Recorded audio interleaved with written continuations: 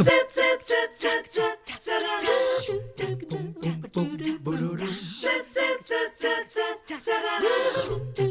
are helping you know your dough again this morning, courtesy of Tennessee Valley Federal Credit Union.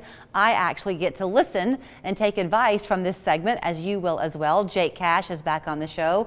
He is with TVFCU, and happily for us, he brought with him Bento Lobo, who is the head of the Department of Finance and Economics at UTC. Good to see you. Thank you.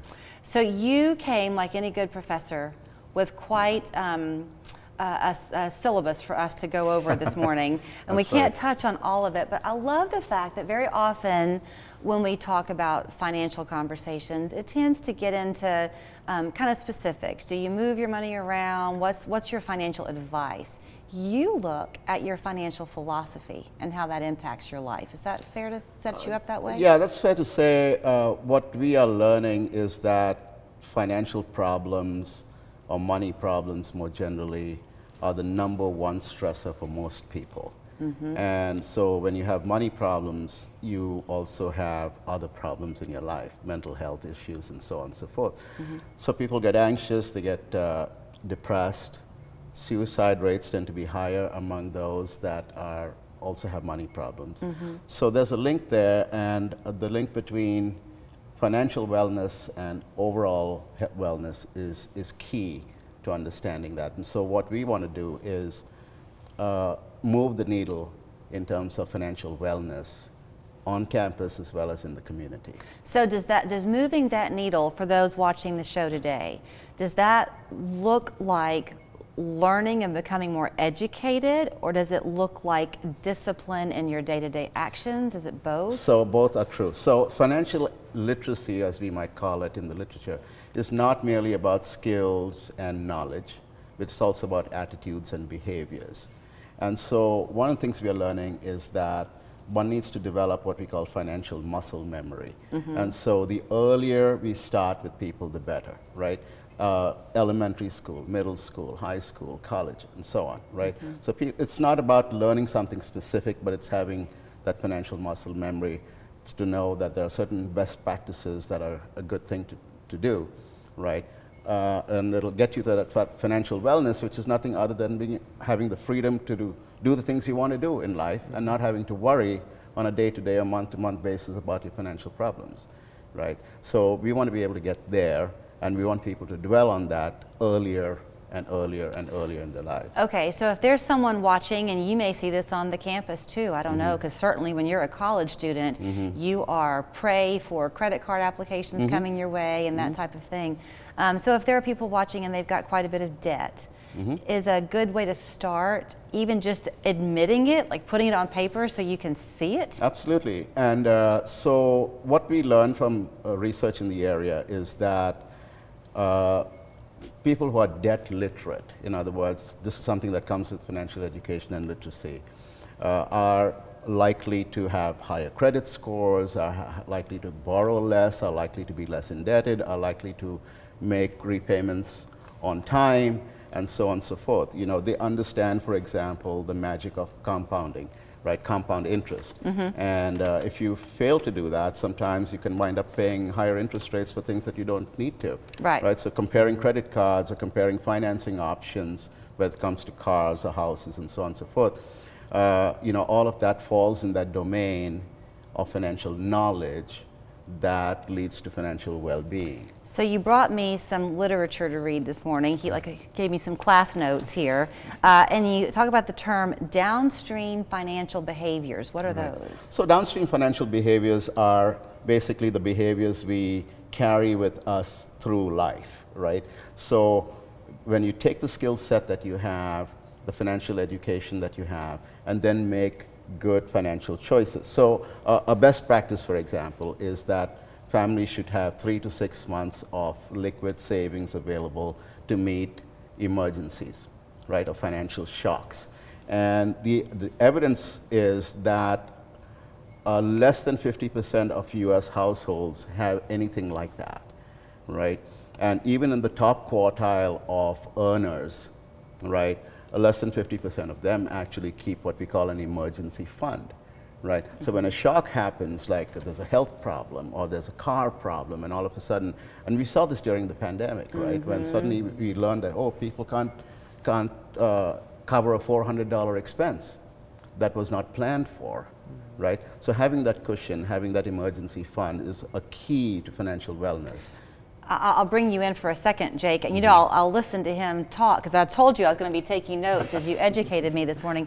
But to his point about having those accounts where you've got your money housed, that's one of the things you can do so easily at the credit union. Y'all have people who have all different types of accounts with you. There's all sorts of great savings options that we can tailor fit to your needs, essentially, whether it's money market accounts, CDs, basic share accounts. There's lots of opportunities to save for retirement, which is very important to do from an early age if you can. I mean, that's a part of financial wellness, is planning for that future when you're not working as well. There is something, it's like, you know, when you were a kid and your mom would bake a cake and you knew you couldn't have any until after supper, and yet you wanted to go in there and just get a little bit of the icing, right? It tempted you. There's something about putting your money aside for a long way down the road that just gnaws at you because you want to tap into it when those unexpected things happen, right? That's right. Great example. And folks at TVFCU and elsewhere will tell you that you know, you got to sort of pay yourself first in a way.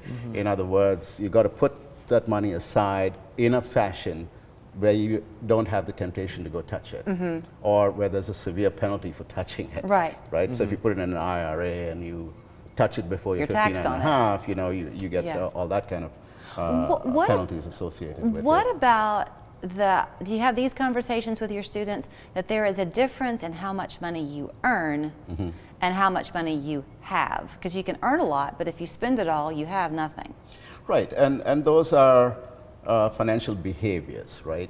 So we understand that, which is why sometimes by the time you're in college, it's almost too late to try to correct some behaviors. But if we can get to people earlier and earlier in their lives and just have them appreciate the value of saving, appreciate the value of an emergency fund, understand that there are certain long-term goals in life that you have to prepare for, right?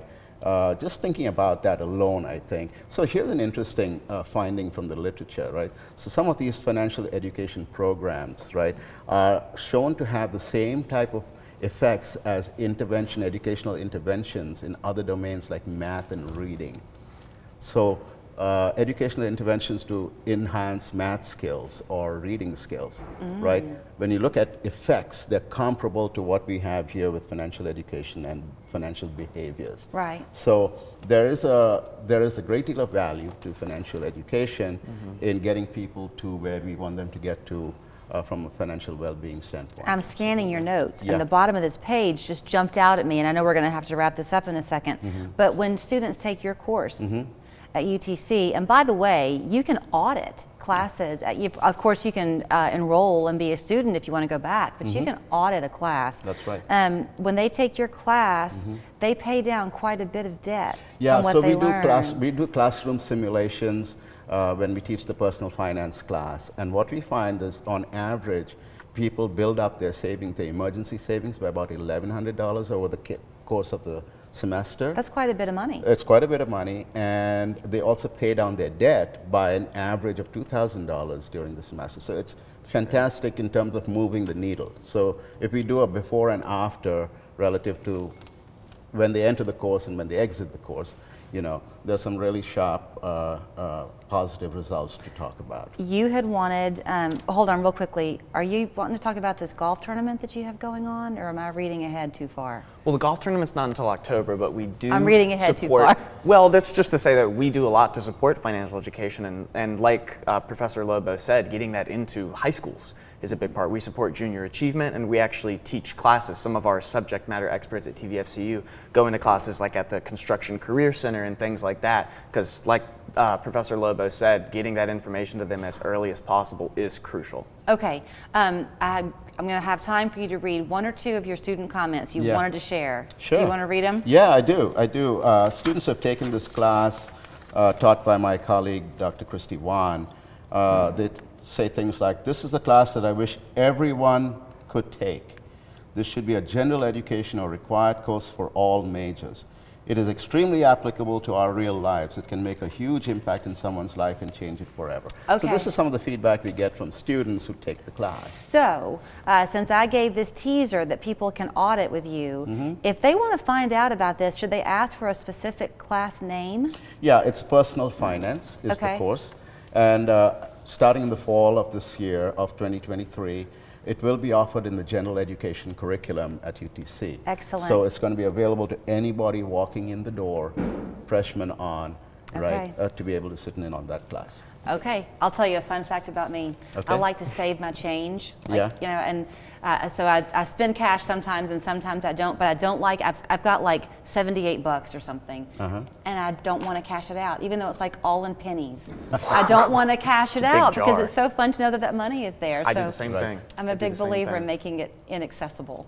Yeah, Thank you both so much. Thank you. absolutely. You can always know your dough by going to tvfcu.com. They'd love to help you. Their number there on your screen, 634-3600. Contact UTC if you're interested in the personal finance class that could make your life a whole lot easier. Thank you so much. Thank you.